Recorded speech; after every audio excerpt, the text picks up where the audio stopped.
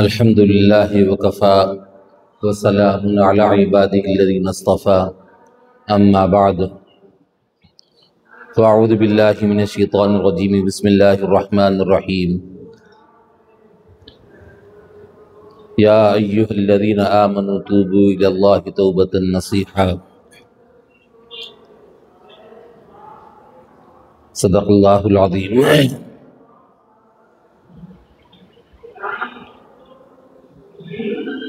يا أيها الذين آمنوا اتقوا الله وكونوا مع الصادقين صدق اللہ العظیم۔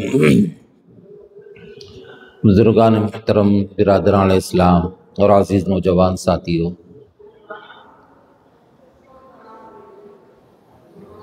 اس سے پہلے کچھ باتیں اللہ کے رسول صلی اللہ علیہ وسلم مکے سے مدینہ پہنچے تھے۔ پہنچنے کے بعد جب مکے کے لوگوں نے ستایا، پریشان کیا تھا، تو اس راستے سے جب مکے کا ایک قافلہ گزر رہا تھا تو اس کو روکنے کے لیے گئے۔ پھر جنگ بدر ہوئی۔ پھر اس کے بعد اللہ کے رسول صلی اللہ علیہ وسلم وہاں سے واپس آنے کے بعد سارے علاقے کے اندر لوگوں کو بھیجا کر اعلان کروایا کہ مسلمانوں کو فتح ہوئی اور کفار و مشرکین ہار گئے۔ حالانکہ ان کی بڑی تعداد تھی لیکن اس کے باوجود ہار گئے۔ صحابہ کی تعداد 313، کفار و مشرکین کی تعداد 1000 کے لگ بھگ تھی،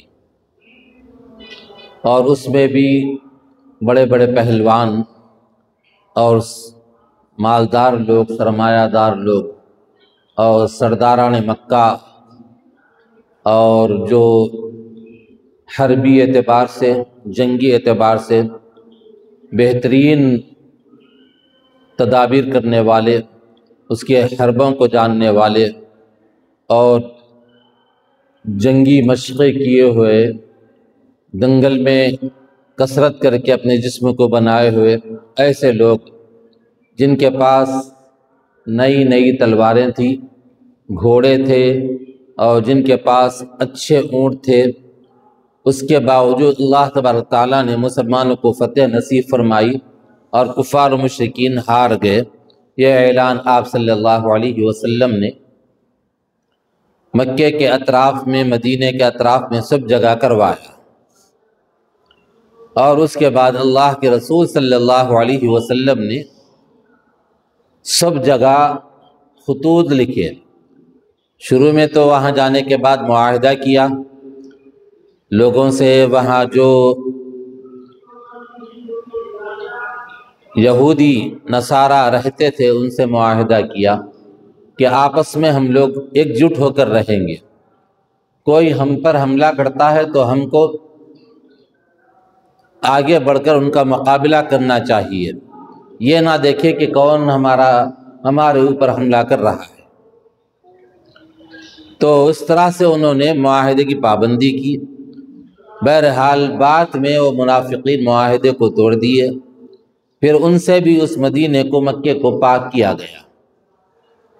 تو اللہ کے رسول صلی اللہ علیہ وسلم نے 13 سالہ جو مکے کی زندگی ہے، اس زندگی کے اندر صحابہ کرام رضوان اللہ تعالی علیہم اجمعین کو اسلام کی اور دین کی بھٹی کے اندر پکایا، اور ان کو مضبوط بنایا، مضبوط ترین بنایا، ان کے ایمان کو مضبوط کیا، اور ان کو بتایا کہ دیکھو ایک اللہ سے ہوتا ہے، اس کائنات کا بنانے والا اللہ وحدہ لا شریک ہے۔ اس کائنات کے اندر جتنی بھی چیزیں ہیں، ساری چیزیں اس کی مرضی سے بنائی گئی ہیں اور حرکت میں آتی ہیں اس کی مرضی سے۔ دنیا میں جو کچھ بھی ہوتا ہے اللہ وحدہ لا شریک کے کرنے سے ہوتا ہے، یہ یقین اپنے دل میں پیدا کرو۔ یہ چیز اللہ کے رسول صلی اللہ علیہ وسلم نے مکہ المکرمہ کے اندر 13 سال تک صحابہ کرام رضوان اللہ تعالی علیہم اجمعین کو بتاتے رہے، اور ان کا ایمان ایسا مضبوط بنا۔ حضور اکرم صلی اللہ علیہ وسلم کی صحبت میں رہنے کی وجہ سے، آپ کے پاس بیٹھنے اٹھنے کی وجہ سے، آپ کی صحبت کو اختیار کرنے کی وجہ سے ان کا ایمان اتنا مضبوط بنا کہ کیسے بھی حالات آئیں لیکن وہ ڈگمگائے نہیں۔ یہاں تک کہ کتابوں میں لکھا ہوا ہے بعض صحابہ کرام رضوان اللہ تعالی علیہم اجمعین کو کفار و مشرکین نے گرفتار کیا۔ گرفتار کرنے کے بعد سامنے تیل کو کھولا کر کہا کہ دیکھو اب تم کو تیل میں ڈالا جائے گا، تم اس میں کباب بن جاؤ گے، بھنے جاؤ گے، اور اس کے اندر جب تم کو ڈالا جائے گا تمہاری کیا حیثیت ہوگی تم کو خوب پتہ ہے اس کا۔ اور یہ بات بتاؤ کہ اگر تمہارے بدلے میں تمہارے رسول مقبول حضرت محمد مصطفیٰ صلی اللہ علیہ وسلم کو اس میں ڈالا جائے، یہ کیسا ہے؟ یہ بہتر ہوگا نا اس سے۔ تو ان صحابہ کرام نے فرمایا او بدبختو، او کمبختو، تم تو ان کو ڈالنے کی بات کر رہے ہو، ہماری جان کی بدلے میں ہم کو جو چھوڑ دیا جائے گا اس کے بدلے میں ہمارے آقا سرور کون و مکان تاجدار انبیاء محمد رسول اللہ صلی اللہ علیہ وسلم کے پیر میں کانٹا چبھے یہ بھی ہم کو گوارا نہیں۔ یہ محبت تھی، ایسا ایمان تھا ان کا، اور ڈگمگائے نہیں۔ وہی احد احد کا نعرہ ان کے زبان پر ہوتا تھا۔ میں نے اس سے پہلے آپ کے سامنے حضرت بلال حبشی رضی اللہ تعالیٰ عنہ کا واقعہ بیان کیا تھا۔ دیکھنے میں اتنے خوبصورت نہیں تھے، ناک موٹی، رنگ بالکل سیاہ تھا، اور غلام تھے، اور وہ حبشہ کے رہنے والے تھے۔ وہاں پر آ گئے تھے اور امیہ بن خلف نے خرید کر ان کو وہاں اپنے پاس رکھا تھا۔ تو ان کا جو ایمان اتنا مضبوط ہو گیا تھا کہ ان کو زمین پر لٹایا جاتا، زمین بھی کیسی ہوتی، تپتی ہوئی ریت، گرم ریت پر ان کو لٹایا جاتا، ان کے سینے پر چٹان رکھی جاتی، لیکن ان کے زبان سے ایک ہی جملہ ہوتا تھا، احد احد، اللہ ایک ہے، اللہ ایک ہے۔ یہ حضرت بلال کی زبان سے نکلتا تھا۔ حضرت بلال رضی اللہ تعالیٰ عنہ کو اللہ تبارک تعالیٰ نے یہ مقام عطا فرمایا۔ حضرت بلال جب مکہ فتح ہو گیا، مکہ فتح ہونے کے بعد حضرت بلال کو حضور نے بلایا، اے بلال ادھر آؤ۔ اس کے بعد کہا کہ کعبۃ اللہ کے اوپر چڑھ کر اذان دو۔ یہ مقام ان کو ملا حضرت بلال حبشی رضی اللہ تعالیٰ عنہ کو۔ لیکن قربانیاں بھی ویسی ہی ان کی، کھمبے سے باندھتا تھا ان کا جو آقا تھا، ان کا جو مالک تھا، کھمبے سے باندھتا تھا۔ اس زمانے میں غلاموں کو خریدا جاتا تھا، بیچا جاتا تھا، جس طرح سے مویشی کی منڈیاں لگتی ہے، جانور بیچے اور خریدے جاتے ہیں، اس طرح سے اس زمانے میں باندیوں کو اور غلاموں کو بیچا اور خریدا جاتا تھا۔ انسان کے غلام بن گئے تھے۔ گھر میں جب غلام کو لاتے وہ جو آقا کہتا وہ سننا پڑتا تھا، ان کو کوئی آزادی حاصل نہیں تھی۔ جس طرح سے ایک جانور کو لا کر گاؤں کے اندر کھیت کے لیے ہل جوتا جاتا ہے، ناگر مارا جاتا ہے، وہاں پر پانی کی سینچائی کی جاتی ہے، اس پر بیٹھ کر بنڈی پر لے جایا جاتا ہے، جس طرح سے جانوروں کے ساتھ جو سلوک ہوتا تھا ویسے ہی سلوک ان غلاموں کے ساتھ بھی کیا جاتا تھا۔ قربان جائیے سرور کون و مکان تاجدار انبیاء محمد رسول اللہ صلی اللہ علیہ وسلم پر کہ آپ کے آنے کے بعد یہ غلاموں کا سلسلہ بیچنے خریدنے کا ختم ہو گیا، غلام آزاد کیے گئے۔ حضرت بلال حبشی کو بھی خرید کر آزاد کیا گیا، اور بلال حبشی جب مکے سے مدینۃ المنورہ پہنچ گئے، وہاں پر دیکھا کہ ان کا آقا جو ان کو ستایا، پریشان کیا اور ان کو مارتا تھا، تپتی ہوئی ریت پر لٹاتا تھا اور چٹان سینے پر رکھ دیتا تھا، وہ چیزیں یاد آنے لگی۔ جیسے ہی امیہ بن خلف نظر آیا تو اس حضرت بلال نے وہاں کے صحابہ جو آزو بازو تھے سب کو بلایا، کہا کہ دیکھو یہ دشمن ہے اسلام کا، یہ محمد عربی صلی اللہ علیہ وسلم کا دشمن ہے، اس کو پکڑو، اس کو مارو۔ چنانچہ حضرت بلال آگے بڑھے، سب آگے بڑھے، اس کا حضرت بلال کو جس نے وہاں مکے کے اندر رکھا تھا سب جھپٹ پڑے اس کے اوپر۔ اس وقت میں عبد الرحمن ابن عوف کے پرانے تعلقات تھے، حالانکہ وہ صحابی رسول ہیں، عشرہ مبشرہ میں سے ہے جن کے لیے اللہ کے رسول صلی اللہ علیہ وسلم نے جنت کی بشارت دی تھی، وہ بھی وہاں پر موجود ہے۔ انہوں نے کہا نہیں امیہ بن خلف کو نہ مارو، اس وقت میں کہا نہیں اس کو ماریں گے برابر، یہ کہہ کر آگے بڑھے۔ حضرت عبد الرحمن ابن عوف امیہ بن خلف کے اوپر لیٹ گئے تو کہا ان کو ہٹایا گیا اور امیہ بن خلف کو کھینچ کر اس کو واصل جہنم کیا، مار دیا گیا اس کو۔ حضرت بلال کو یاد تھا کیسا کیسا اس نے ستایا، کیسا کیسا پریشان کیا، لیکن ایمان مضبوط بنا ہوا تھا جس کی وجہ سے ڈگمگائے نہیں، جس کی وجہ سے ڈگمگائے نہیں۔ صحابہ کرام حضور کی صحبت کو اختیار کرنے کی وجہ سے ان کے اندر ایمان کی مضبوطی آئی، صحبت سے صحابہ بنے، اور اسی لیے اللہ تبارک تعالیٰ نے قرآن کریم میں ارشاد فرمایا ہے یا ایھا الذین آمنوا اتقوا اللہ وکونوا مع الصادقین، اے ایمان والو، اے مسلمانوں، اپنے اندر اللہ کا ڈر اور خوف پیدا کرو، تقوی پیدا کرو اپنے اندر۔ پھر فرمایا وکونوا مع الصادقین، اور تم لوگ سچوں کے ساتھ رہو، نیک لوگوں کے ساتھ رہو، جو جھوٹ نہیں بولتے ان کے ساتھ رہو، جو غلط کام نہیں کرتے ان کے ساتھ رہو، جو اللہ والے ہیں ان کی صحبت اختیار کرو، نمازی لوگوں کی صحبت اختیار کرو، سٹے بازوں کی صحبت نہیں، اور جھوٹ بولنے والوں کی صحبت نہیں، یہ نہیں کہ جو شراب پینے والے ہیں ان کی صحبت اختیار کرو، یہ نہیں کہا گیا، بلکہ یہ کہا گیا مع الصادقین، سچوں کے ساتھ رہو، نیک لوگوں کے ساتھ رہو۔ جب نیک لوگوں کے ساتھ رہو گے تو نیک بنو گے، بروں کے ساتھ رہو گے تو برے بنو گے۔ فارسی کا ایک مشہور شعر ہے صحبت صالح ترا صالح کنت، صحبت صالح ترا صالح کنت، نیکوں کی صحبت تمہیں نیک بناتی ہے، بروں کی صحبت تمہیں برا بناتی ہے۔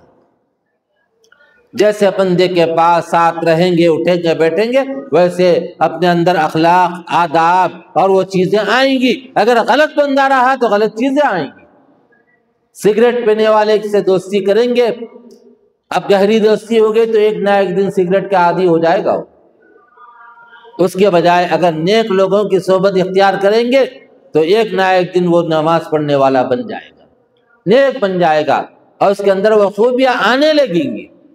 ہمارے حضرت عارف باللہ قاری سید صدیق احمد صاحب باندھوی نور اللہ مرقدہ نے اس زمانے میں دین کا بہت کام کیا، بڑے بڑے ڈاکوؤں کو توبہ کرائی انہوں نے، اور ایسے لوگ جو سخت تھے جنہوں نے نہ جانے کتنے لوگوں کو مارا، ایسے لوگوں کو توبہ کرائی، ان کا مال واپس کرایا اور ان کو معافی تلافی کرائی۔ ایک بندے کے بارے میں آتا ہے کہ ان کے پاس حضرت جایا کرتے تھے، اس سفر میں جب کبھی بھی جاتے وہاں ضرور رکا کرتے تھے، ایک دن، دو دن، سال ہر سال ہو گئے، اور اس کے بعد وہاں رکتے اور وضو کے لیے پانی منگاتے، وضو کرتے، نماز پڑھتے چلے جاتے، اور بہرحال دل میں تو دعا کرتے ہوں گے یقیناً۔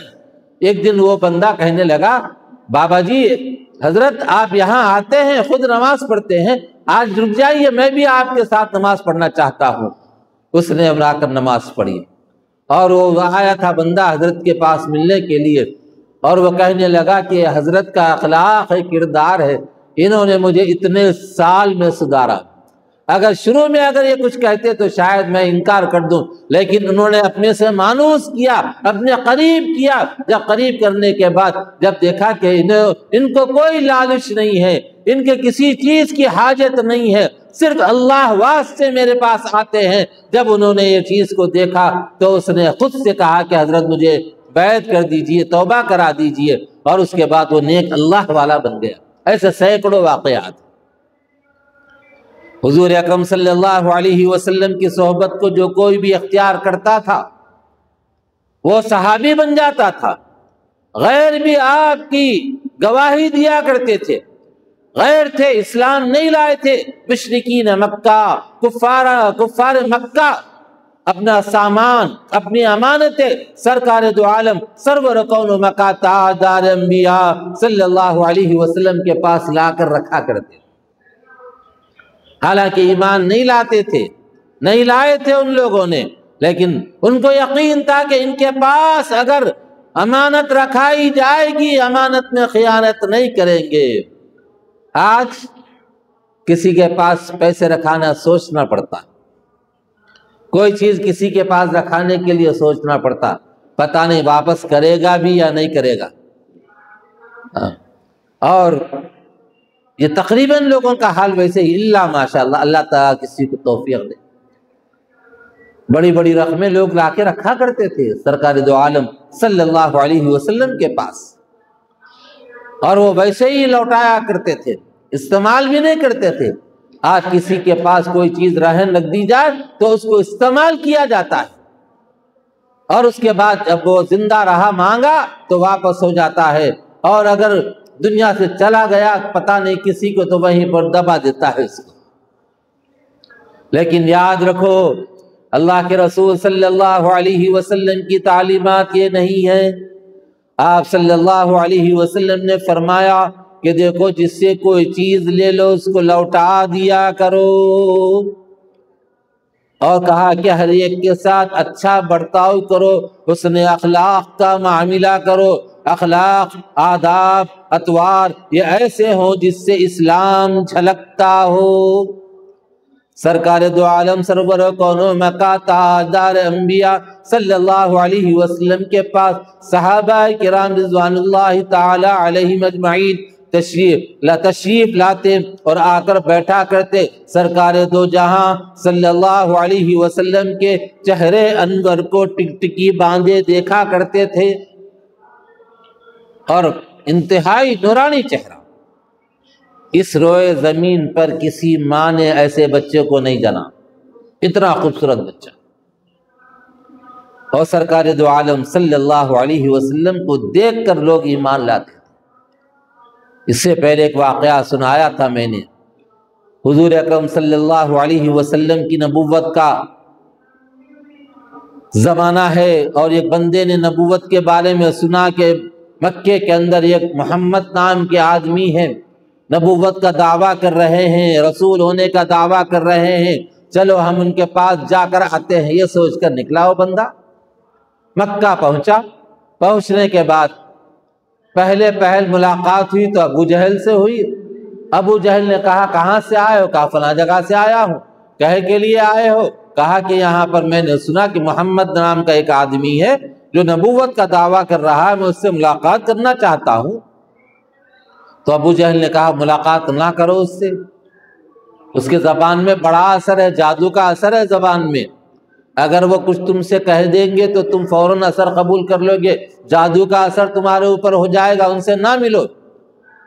تو جب خیر خواہانہ انداز میں بڑے محبت سے اس نے کہا، یہ سمجھے کہ خیر خواہ ہے، تو کہا کہ ٹھیک ہے میں نہیں ملتا۔ ایک دن گزر گیا، 2 دن گزر گئے، 3 دن گزر گئے۔ اس کے دل میں آیا میں اتنی دور سے پیدل سفر کر کے آیا، غرض ملاقات ہے، اور وہی کام نہ کروں واپس چلا جاؤں، یہ کیسا ہو سکتا ہے؟ تو اس نے ٹھان لی رات میں، کہا کہ صبح جاؤں گا، جا کر ملوں گا، اور ملنے کے لیے جا رہا تھا۔ پھر ابو جہل سے ملاقات ہوئی۔ ابو جہل نے کہا کہاں جا رہے ہو؟ کہا محمد سے ملنے جا رہا ہوں۔ کہا میں نے تو منع کیا تھا تم سے مت ملو ان سے۔ تو کہا اتنی دور سے سفر کر کے آیا ہوں، ملاقات کر کے جاؤں گا۔ ہاں جب تمہاری ضد ہے، ملاقات کرنا چاہتے ہو تو کرو، لیکن بات نہیں کرنا ان سے۔ کہا کہ بات نہیں کرنا، اگر بات کرو گے تو تم ان کی بات کی وجہ سے ان کی باتوں میں آ جاؤ گے، تمہارے اوپر اثر ہو جائے گا اس کا، اس لیے بات نہیں کرنا۔ کہا ٹھیک ہے یہ مجھے منظور ہے۔ وہ گئے، جانے کے بعد دیکھا کہ صحابہ بیٹھے ہوئے، صحابہ کرام بے انتہا محبت کرتے تھے حضور سے، وضو کا پانی نیچے گرنے نہیں دیتے تھے، وضو کا پانی جیسے ہی نیچے گرتا تو اس کو اٹھا کر اپنے چہروں پر مل لیا کرتے تھے، اتنی محبت تھی۔ اور آپ صلی اللہ علیہ وسلم کو اللہ تبارک تعالیٰ نے پسینے کے اندر ایسی خوشبو عطا فرمائی تھی جو مشک سے زیادہ اچھی تھی خوشبو۔ اگر کوئی کسی کی شادی ہوتی، دولہے میاں کو عطر لگانا ہوتا تو وہ جو پسینہ ہوتا لے جا کر وہ لگا دیتے تو خوشبو مہک جایا کرتی تھی سرکار دو عالم صلی اللہ علیہ وسلم کی پسینے کی وجہ سے۔ اور وہ شخص گیا، جا کر وہاں بیٹھا، صحابہ بیٹھے ہوئے سب، کچھ دیر بیٹھنے کے بعد وہ دیکھتا رہا، آگے بڑھ کر کہنے لگا کہ یا رسول اللہ صلی اللہ علیہ وسلم کلمہ پڑھائیے اور مجھے مسلمان بنا دیجئے۔ اور اس نے جاسوس لگا رکھے تھے ابو جہل نے، اور پیچھے جب جاسوس گئے تو انہوں نے اس منظر کو دیکھا کہ بات بھی نہیں کیا اس بندے نے، آگے بڑھا اور کلمہ پڑھا اور مسلمان ہو گیا۔ جب واپس آیا تو اس سے پہلے اس کے لوگوں نے، ابو جہل کے لوگوں نے اطلاع دے دی تھی، اس بندے نے تو بغیر کچھ سوال و جواب کے، بغیر کچھ کہے اسلام قبول کر لیا، آگے ہاتھ بڑھایا اور بڑھا کر کلمہ پڑھا اور مسلمان ہو گیا۔ تو ابو جہل نے پوچھا کہ میں نے تم سے کہا تھا کہ بات نہیں کرنا، تو کہا بات تو میں نہیں کیا، کچھ سوال بھی نہیں کیا، تو کہا کیوں اسلام قبول کیا؟ آگے بڑھ کر کہا کہ اے بدبخت، میں اتنی دور سے چل کے آیا ان سے ملاقات کرنے کے لیے اور اسی غرض کو لے کر یہاں پر آیا ہوں، تو میں وہاں جا کر بیٹھا، بیٹھنے کے بعد اس ذات عالی کو، اس ہستی کے چہرے انور کو میں دیکھتا رہا، جو چمکتا دمکتا چہرہ، جس کے سامنے چاند کی روشنی بھی مان پڑ جائے۔ ایک صحابی فرماتے ہیں کہ 14ویں رات کا چاند تھا، آسمان پر چاندنی پھیلی ہوئی تھی، اس وقت میں گیا، جا کر سرکار دو عالم صلی اللہ علیہ وسلم جو پلنگ پر، بان کا پلنگ تھا، پلنگ پر لیٹے ہوئے تھے، میں نے آپ کے چہرے انور کو دیکھا، پھر آسمان پر چاند کو دیکھا، آپ کے چہرے انور کو دیکھا، آسمان پر چاند کو دیکھا، چہرے انور کو دیکھا، پھر آسمان پر چاند کو دیکھا۔ میرے دل نے اندر سے گواہی دی کہ چہرے انور کے سامنے چاند پھیکا ہے، چہرے انور کے سامنے، چہرے انور کے سامنے چاند پھیکا ہے۔ تو وہ صحابی کہنے لگے کہ او بدبخت، میں نے جب دیکھا اس چمکتے دمکتے چہرے کو تو میرے دل نے اندر سے گواہی دی، اتنا خوبصورت چہرے والا جھوٹا نہیں ہو سکتا۔ وہ جو فرما رہے ہیں کہ میں اللہ کے نبی ہوں، اللہ کا رسول ہوں، یقیناً اللہ کے نبی ہے، یقیناً اللہ کے رسول ہیں، یہ سمجھ کر میں آگے بڑھا اور کلمہ پڑھا اور مسلمان ہو گیا۔ یہ تھے صحابہ، اپنی جانوں کو نچھاور کرنے والے۔ اس کے بعد ڈگمگائے نہیں، تکالیف جھیلے لیکن ڈگمگائے نہیں۔ ایک صحابیہ کے بارے میں آتا ہے، ایک جنگ کے اندر ان کے 2 نوجوان بچے شہید ہو گئے، شوہر بھی شہید ہو گئے۔ تو حضور اکرم صلی اللہ علیہ وسلم کو صدمہ ہوا اس کا، اور مدینے میں جب واپس آئے تو ان کو تسلی دینے کے لیے وہاں گئے، تو وہ خاتون رونے لگی صحابیہ۔ تو کہا کیوں رو رہی ہو، جنتی ہے؟ کہا کہ یا رسول اللہ صلی اللہ علیہ وسلم، مجھے رونا اس بات کا نہیں آ رہا ہے کہ وہ شہید ہو گئے، رونا مجھے اس بات کا آ رہا ہے کاش اور بھی میرے بچے ہوتے، ایسے ہی آپ کی محبت میں، اسلام کی محبت میں، اللہ کے راستے میں شہید ہو جاتی، میں قیامت کے دن اتنے شہیدوں کی ماں کہہ کر بلائی جاتی، پکاری جاتی۔ یہ میری خواہش ہے۔ اسلام آسانی سے نہیں پھیلا، اسلام قربانیوں سے پھیلا۔ صحابہ جو حضور کی صحبت میں بیٹھے، جس کی وجہ سے ان کا ایمان مضبوط بنا، اور ان کی صحبت کی وجہ سے، سرکار دو عالم صلی اللہ علیہ وسلم کی صحبت کی وجہ سے ان کا ایمان اتنا مضبوط بنا، اتنا مضبوط بنا، ساری دنیا ان کو دین سے، اسلام سے نہیں ہٹا سکی، اسلام سے نہیں ہٹا سکی۔ ان کو لالچ بہت دی گئی، بہت کچھ بتایا گیا، لیکن انہوں نے قربانیاں دی، اور قربانی دے کر ایک حبّ سیاہ کو قبول نہیں فرمایا۔ روم فتح ہو گیا، روم کا مال غنیمت لایا گیا۔ میں نے اس سے پہلے قصہ سنایا تھا وہ تاج کا، سارا مال غنیمت رکھا ہوا ہے۔ رات کی تاریکی میں ایک آدمی کوئی چیز اپنے ہاتھ میں لیا ہوا آ رہا ہے، ہاتھ میں وہ چک چک چمک رہا ہے، اور اس میں ہیرے جواہرات لگے ہوئے تھے، رات کے اندھیرے میں چمک رہے تھے۔ لوگوں نے وہاں جو پہرا دینے والے تھے بھاگے اس بندے کی طرف آئے، اور آ کر جب وہاں قریب پہنچے تو اس وقت تک مال غنیمت جہاں پر رکھا ہوا تھا وہ چیز وہاں پر رکھ کر واپس ہونے لگا، تو بھاگ کر اس کو پکڑ لیا۔ کہا کیا بات ہے، کیوں آئے ہو ادھر؟ کہا کہ ایک چیز مجھے ملی تھی تو وہ رکھنے کے لیے آیا ہوں۔ کہا کون سی چیز؟ کہا کہ بادشاہ کے سر کا تاج ہے، اس تاج کو مال غنیمت میں جمع کرنے کے لیے آیا ہوں رات میں۔ کہا کہ تم نے کیوں جمع کیا اس کو، اتنا قیمتی تاج؟ تو کہا کہ حکم ہے کہ تاج مال غنیمت یہاں جمع کر دیا جائے، اس لیے جمع کرنے کے لیے آیا ہوں۔ تو کہا کہ تمہارا اپنا نام تو بتاؤ۔ کہا کہ جس کے لیے میں نے یہ کام کیا ہے اس کو میرا نام کا پتہ ہے، بول میرا نام کا پتہ ہے، بتانے کی ضرورت نہیں تھی، یہ تھے صحابہ۔ روم فتح ہوا، روم کے پاس سے جو مال غنیمت میں مال آیا اس میں ایک بڑی قالین تھی، ہیرے جواہرات لگے ہوئے تھے اس کو۔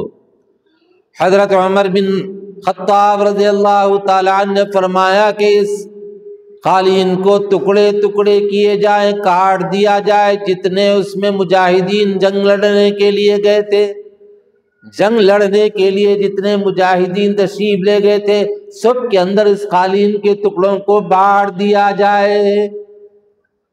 صحابہ نے فرمایا کہ اے امیر المؤمنین، قالین بڑا قیمتی ہے، اس کو مال غنیمت میں رکھ لیا جائے تاکہ کوئی بڑا آدمی آئے اس کے استقبال کے لیے اس قالین کو بچھایا جائے۔ کہا نہ، اس کو کاٹ دو، ٹکڑے ٹکڑے کر دو، ہر ایک کے اندر بانٹ دو۔ چنانچہ اس قالین کے جتنے مجاہدین تھے اس حساب سے ٹکڑے ٹکڑے کیے گئے، ایک ایک بالش ٹکڑا ہر صحابی جو جہاد میں شریک ہوئے ان کے حصے میں آیا۔ چنانچہ ایک صحابی کے بارے میں آتا ہے، بعد میں ان کے حالات مالی اعتبار سے کمزور ہو گئے تھے، انہوں نے مارکیٹ میں لے جا کر اس قالین کے ایک بالش ٹکڑے کو فروخت فرمایا، تو اس وقت میں 10,000 درہم ایک بالش ٹکڑے کے ان کو ملے تھے۔ ایک بالش قالین کا ٹکڑا 10,000 درہم میں بکا تھا اس زمانے میں۔ کیسے کیسے ہیرے جواہرات اس میں لگے ہوئے ہوں گے اندازہ۔ کوئی ان کو دنیا کی وہ نہیں، فکر نہیں تھی، دنیا کی لالچ نہیں تھی ان کو، دنیا قدموں کے نیچے رکھا کرتے تھے۔ یہ تو صحابہ والی بات ہے، وہاں نہیں، یہاں دارالعلوم چلے جاؤ، دارالعلوم دیوبند۔ حضرت مولانا محمد قاسم نانوتوی نور اللہ مرقدہ جو دارالعلوم دیوبند کے بانی ہیں، ان کے بارے میں آتا ہے کہ ایک آدمی کچھ پیسے لے کر آیا۔ اس زمانے میں سکے ہوتے تھے، نوٹ تو بعد میں چلی، اور جب یہاں پر اس زمانے میں جو سکے ہوتے تھے اس میں سے بعض چاندی کے سکے بھی ہوتے تھے۔ بہرحال جو بھی سکے رہے ہوں وہ دینے کے لیے آیا، حضرت کو کہا کہ آپ اس کو قبول فرما لیجئے، کہا نہ مجھے نہیں چاہیے۔ پھر کہا بچوں کو دے دیجئے، کہا بچوں کو تم خود لے آ کر دے دو۔ بچوں نے پاس گئے تو کہا بچے، کہا مجھے نہیں چاہیے، ہم کو نہیں چاہیے۔ تو پھر وہاں پر رکھ دیے، سارے لوگ جمع ہوئے، اور اس کے بعد کہا اگر آپ لوگوں کو کسی چیز کی ضرورت ہو تو اس میں سے لے لو۔ ایک لڑکا اٹھ کر اس نے اس میں سے ایک دو سکے اٹھایا اور لے گیا۔ اس کے بعد وہ کیسے لوگ تھے دیکھیے آپ، کتنی دور کی سوچتے تھے۔ جو بچے پڑھنے کے لیے آتے ہیں تو ان کے لیے اپنی جانوں کو قربان کرتے تھے، مدرسوں میں پڑھنے والوں کو۔ آج مدرسے میں پڑھنے والے طلباء کو حقارت کی نگاہ سے دیکھتے ہیں۔ تو اس بچے سے پوچھا کہ بیٹا تم نے پورے پیسے اٹھا لیتے یا زیادہ مقدار میں لیتے؟ 1 روپیہ 2 روپیہ تم نے چنا ہے اس میں سے، کیوں، کیا ضرورت پڑ گئی تم کو؟ کہا کہ حضرت بات یہ ہے کہ میرے پاس چراغ جلانے کے لیے تیل نہیں تھا، میں فلاں بنیے کے پاس تیل لیا تھا ادھار، اور پیسے مجھے دینا تھا، اس لیے اس میں سے اٹھا لیا۔ تو اس وقت میں استاد نے کہا جاؤ اس بنیے سے کہہ دو کہ جب بچے تیل خریدنے کے لیے آئے تو ان کو تیل دے دیا کرو اور اس کا حساب میرے پاس لایا کرو تاکہ میں ادا کر دوں۔ پھر اس کے بعد پیسے ویسے ہی رہے، کوئی لینے والا نہیں ہے۔ آج تو جھپٹ کے لے لیں گے، لڑ کے لیں گے، خالی 1-1 کلو کے لیے 1-1 روپے کے واسطے ڈھکلم ڈھکلی، ادھر ڈھکلو ادھر ڈھکلو، لڑائی جھگڑا سب۔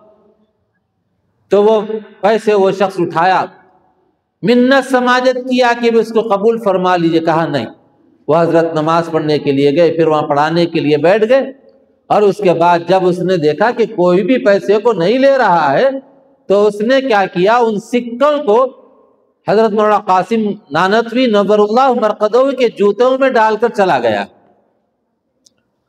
اب وہ پڑھانے کے بعد وہاں سے نکل کر آئے، جب نکل کر واپس آئے تو دیکھا کہ یہاں پیر میں جوتا نہیں آ رہا ہے، کوئی چیز اس میں اٹک رہی ہے، تو انہوں نے نکالا اور جوتے کو جھٹکا اور چلے گئے، جھٹکا اور چلے گئے۔ یہ ہے دنیا کو جب ٹھوکر مارتے ہیں تو دنیا قدموں میں آتی ہے، دنیا کی طرف جب بھاگتے ہیں تو دنیا بھگاتی ہے، نہیں ملتی۔ سائے کی طرح سے، سائے کی طرف جب بھاگو گے سایہ ملے گا نہیں، جب الٹا بھاگو گے تو سایہ پیچھے بھاگ کر آئے گا تمہارے۔ ویسے ہی دنیا سے بے رغبت ہو کر زندگی گزارو گے، دنیا کی محبت دل میں نہیں رکھو گے تو اس کا نتیجہ یہ ہوگا کہ دنیا تمہاری قدموں میں آئے گی، پلٹ کر بھی نہیں دیکھو گے۔ ہمارے حضرت کو ہم نے دیکھا، بڑی بڑی رقمیں واپس کر دیتے تھے، اور بچے بھی ویسے ہی تھے وہاں کے۔ اور یہ بچے جو مدرسوں میں پڑھتے ہیں نا، ان کی جو ہاتھ اٹھتے ہیں اللہ کے دربار میں، یہ اللہ ان کے ہاتھوں کو خالی نہیں فرماتا، یاد رکھیے۔ جو مدرسے میں چندہ دیتے ہیں، روپیہ 2 روپیہ 10 روپے 20 روپے، یہ چندے دینے کے عوض میں جو دعائیں کرتے ہیں، ان دعاؤں کے طفیل میں بڑے بڑے مکان بنتے ہیں، بڑی بڑی جو کوٹریاں بنتی ہیں، بڑے بڑے کاروبار چل پڑتے ہیں، ان بچوں کے، معصوم بچوں کی دعاؤں سے، معصوم بچوں کی دعاؤں سے۔ اللہ کے راستے میں خرچ کرنا سیکھو، کسی بھی مدرسے میں دینا سیکھو، غریب بچوں کی مدد کرنا سیکھو، بیواؤں کی مدد کرنا سیکھو۔ سرکار دو عالم صلی اللہ علیہ وسلم، ایک بوڑھی خاتون تھی، بوڑھی خاتون کے پاس روز آنا جا کر بکریوں کا دودھ نکال کر، نابینا تھی، وہ دودھ ان کو پلایا کرتے تھے۔ حضرت ابوبکر رضی اللہ تعالیٰ عنہ کو جب خلیفہ بنایا گیا تو حضرت ابوبکر نے پوچھا کہ حضور کے پرسنل کام کون سے تھے، جو ذاتی کام تھے جو کیا کرتے تھے؟ تو ان کو بتایا گیا فلاں فلاں کام کرتے تھے، ایک بڑھیا ہے دور رہتی ہے، بڑھیا کے پاس جاتے، جا کر وہاں پر وہ دودھ دھوتے، دودھ بکری کا نکال کر اس بڑھیا کو پلا کر گھر کی صفائی وغیرہ کر کے آیا کرتے تھے۔ تو حضرت ابو بکر رضی اللہ تعالیٰ عنہ بھی چلے گئے، روزانہ جاتے تھے، چپل دور چھوڑتے تھے تاکہ لوگوں کو پتہ نہ چلے کہ فجر سے پہلے پہلے امیر المومنین بادشاہ وقت اس بڑھیا کی خدمت کے لیے آئے ہیں۔ تو وہ ان کا انتقال ہوا۔ انتقال ہونے کے بعد حضرت عمر رضی اللہ تعالیٰ عنہ خلیفہ بنے۔ انہوں نے پوچھا کہ بھئی یہ کیا کام کرتے تھے ابو بکر؟ کہا کہ فلاں علاقے میں دور ایک مکان ہے، بڑھیا کے مکان کو فجر سے پہلے پہلے جاتے تھے۔ انتقال ہوا، 2-3 دن گزر گئے، تو قریب جب پہنچے تو حضرت عمر رضی اللہ تعالیٰ عنہ کو پتہ نہیں تھا کہ چپل دور چھوڑ کے جاتے تھے، آواز نہیں آتی تھی۔ وہ بھی گئے وہاں پر، جانے کے بعد چپلوں کی آواز آئی تو وہ بوڑھی خاتون کہتی ہے، اے فلاں، سختی سے کہتی ہے، نرمی سے نہیں، اتنے دن ہو گئے، 3 دن سے بھوکی پڑی ہوں، کہاں تھا تو؟ کہاں مر گیا تھا؟ اتنے دن سے میں انتظار میں ہوں، مجھے کوئی کھلایا پلایا نہیں۔ اس خاتون کہتی ہے، اماں جان انشاءاللہ آج سے پھر میں بھی آیا کروں گا۔ یہ تھے ہمارے بڑے خدمت گزار۔ تو خالی چپل کی آواز سن کر اس بڑھیا امیر المومنین کو غصہ کر رہی ہے، اور یہ عمل سرکار سے ابو بکر میں آیا، ابو بکر سے حضرت عمر میں آیا ہے۔ اور آج ہم لوگ غریبوں کی مدد کرنے نہیں آگے نہیں بڑھتے، غریبوں کی مدد کرتے ہیں کس کی؟ جو مائک لے کر پھرتا نا، اس کا ایمان والا ہے وہ بھی پتہ نہیں، کیسا آدمی ہے وہ بھی پتہ نہیں، اور اس کی مدد کرتے ہیں۔ ارے ایسے لوگوں کو ڈھونڈو جو ضرورت مند ہے، جو کسی کے سامنے ہاتھ نہیں پھیلاتا، اس کی ضرورت پوری کرو۔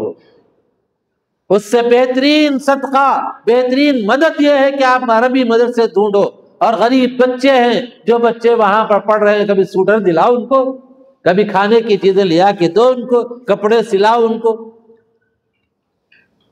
تو بہرحال یہ جو بچے گھروں سے آتے ہیں نا، کتنا ماں باپ کا صبر ہے کہ بچے چھوٹے چھوٹے معصوم بچے جو ہمارے مدرسے میں بھی ہے معصوم ہے، کبھی کبھی رات میں آتا ہوں تو خیال ہوتا ہے کہ بچے اوڑے ہوئے نہیں ہوتے، دوڑا دیتا ہوں کبھی۔